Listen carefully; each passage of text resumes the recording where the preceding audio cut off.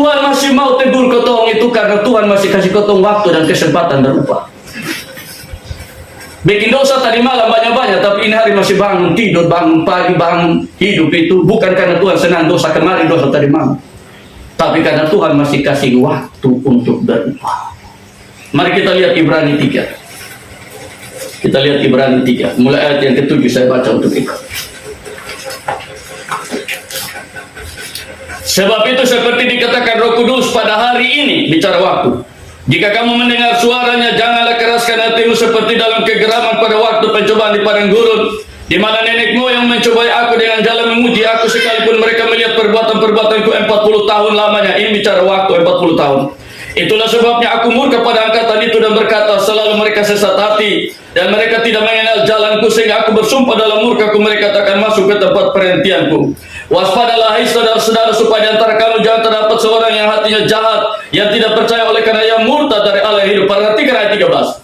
Tapi nasihatilah seorang akan yang lain setiap hari, ini bicara waktu, selama masih dikatakan hari ini bicara waktu, supaya jangan ada di antara kamu menjadi tegar hati karena tipu daya dosa. Pada hari ini kau dengar suara, jangan keraskan hati. Ya, Tuhan masih kasih kotong waktu. Ingat, manusia tidak hidup di hari kemarin dan tidak hidup di hari esok. Manusia hidup di hari ini. Makanya Alkitab bilang pada hari ini kau dengar firman, jangan keraskan hati. Bilang pada hari esok kau dengar firman, tidak, hari ini. Karena manusia hidup di hari ini, bukan di hari kemarin dan bukan di hari esok. Hari ini. Makanya di dalam Efesus di situ dia bilang, kalau lu marah jangan sampai matahari terbenam, jangan kasih iblis kesempatan. Kata kesempatan itu waktu. Dalam Pengkhotbah 9 dia bilang, siapa termasuk orang hidup masih ada harapan. Karena anjing yang hidup lebih baik dari singa yang mati. Karena ini manusia, karena orang hidup tahu dia akan mati, tapi orang mati tidak tahu apa-apa. Siapa termasuk orang hidup masih ada kesempatan.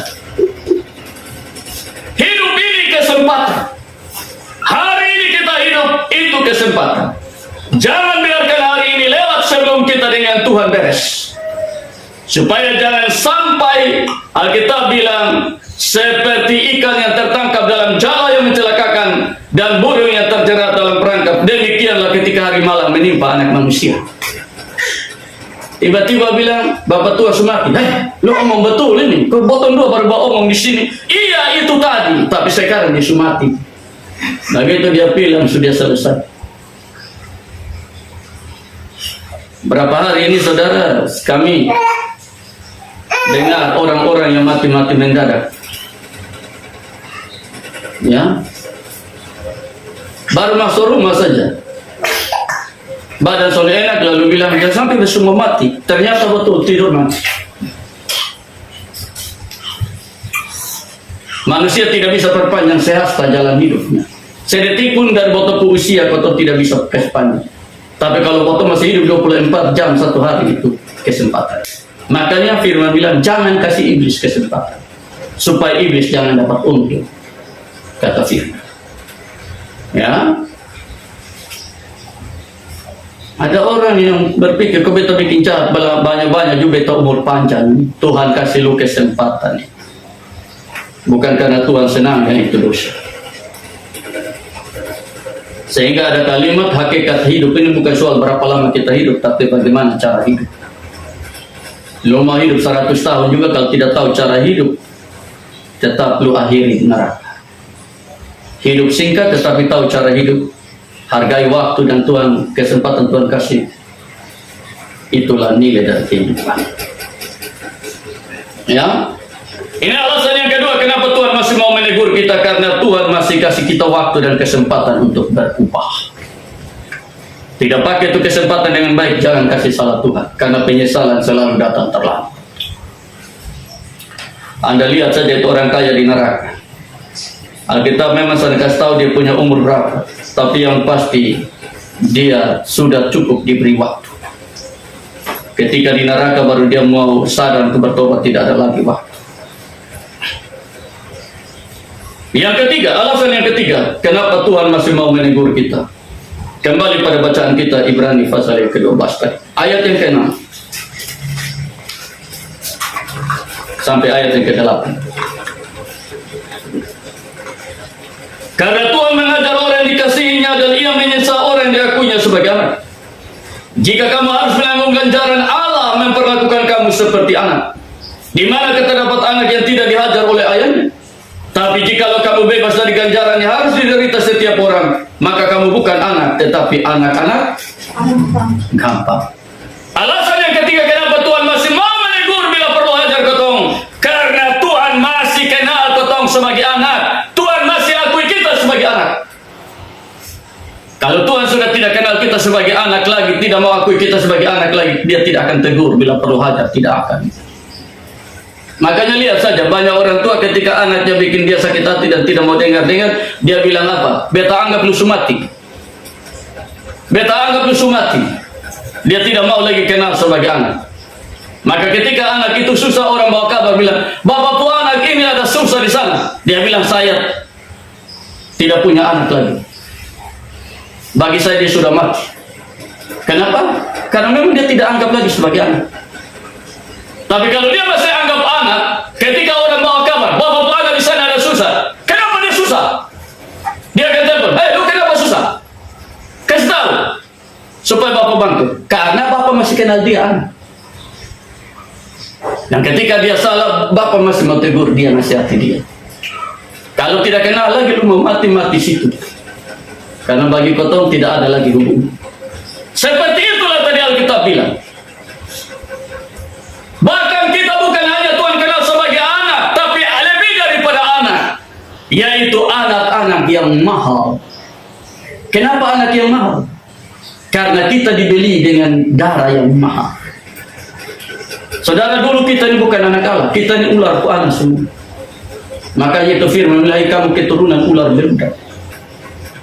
Kenapa? Karena kita mewarisi sifat ular. Di Taman Eden itu Tuhan Allah bilang jangan makan, nanti kamu mati. Ular bilang makan, kamu tidak mati, kamu sama dengan Tuhan Allah. Manusia lebih dengar suara ular daripada Allah. Makanya Tuhan Yesus bilang, keturunan ular beludak. Penipu semua. Iblis bapa penipu, maka kita semua ini penipu. Alkitab bilang semua manusia pembohong karena mewarisi sifat ular. Tapi Yesus tidak ada dusta dalam mulutnya, kata Alkitab. Tapi kalau Allah sampai ambil kita jadi anak, saudara ingat ada firman Tuhan bilang begini, kalau biji gandum itu tidak jatuh ke tanah, dia tetap satu. Tapi kalau dia jatuh ke tanah, dia mati, dia tumbuh, dia menghasilkan banyak biji gandum. Kalau Yesus tidak mati, Allah punya anak tetap satu, anak tunggal Allah yaitu Yesus. Tapi ketika Yesus mati dan Yesus bangkit, setiap orang yang percaya dia, ya, Injil Yohanes bilang setiap orang yang menerima dia, kepada mereka diberi hak untuk menjadi anak-anak Allah. Anak-anak yang diperanakan bukan dari darah daging, bukan oleh keinginan seorang laki-laki, tapi oleh pekerjaan roh. Lalu dalam Roma dia bilang roh itu bersaksi bersama-sama dengan roh kita bahwa kita adalah anak. Dan kalau kita adalah anak, kita adalah ahli waris. Oleh roh itu kita berseru, ya Aba, ya Bapa. Jadi kita menjadi anak-anak Allah ini karena Allah bayar harga mahal. Dengan nyawa anaknya, kita menjadi anak-anak Allah. Karena itu Allah kenal kita sebagai anak-anak yang mahal, seperti dia mengenal Yesus. Sehingga kalau kita salah, dia tegur bila perlu hajar, karena dia masih kenal kita anak. Jadi kalau Tuhan masih kenal kotong anak, tolong hargai Tuhan sebagai Bapa. Menjadi anak yang baik yang membuat Bapa bangga. Ya, menjadi anak yang baik, yang tahu menjaga perasaan Bapa.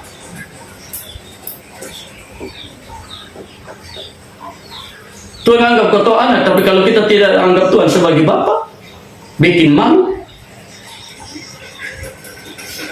Orang tua mana yang senang kalau anak bikin malu di luar sana? Saya punya anak sudah keluar semua, sudah kerja, 2 sudah menikah, 1 belum, tapi sudah kerja, sudah keluar. Waktu mereka masih sekolah, SD kan di SD yang saya mengajar, tapi kalau SMP, SMA, tapi begitu SMP kami pesan, jangan sekali-kali sekolah panggil bapak dan mama pergi sekolah untuk urus masalah. Jangan sekali-kali. Itu bosan tahu dia punya akibat. Kalau sampai sekolah panggil bapak dan mama pergi untuk dapat penghargaan, dapat pujian, bukan diurus masalah bikin malu orang tua. Dan mereka selama sekolah tidak pernah bikin masalah, justru membanggakan. Kenapa? Karena kita melahirkan mereka, kita rawat mereka, kita asuh didik mereka supaya mereka menjadi anak-anak yang membuat kita bisa angkat muka di hadapan orang, membuat kita bangga, bukan buat kita malu tunduk, tidak bisa lihat orang punya muka. Seperti itulah Tuhan.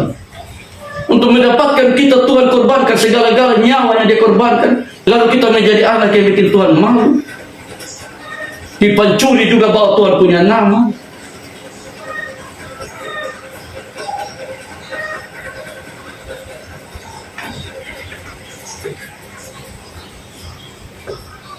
Tuhan masih mau menegur kita karena kita adalah anak. Kalau kita baca dalam Yesaya 43, di situ dia bilang, oleh karena engkau berharga di mataku, mulia, ayat 4. Tapi juga Yesaya 49 ayat 15 dan 16, di situ dia bilang, dapatkah seorang perempuan melupakan anak yang dilahirkannya? Walaupun dia dapat, tapi aku tidak pernah melupakan engkau. Lihat, aku telah melukis engkau di telapak tangan. Tuhan lukis kotong di telapak tangan. Buktinya mana? Tangan yang berlubang paku. Dia punya kaki tangan, lambung, lubang, hanya untuk dapat potong sebagai anak. Jadi kita juga harus tahu hargai.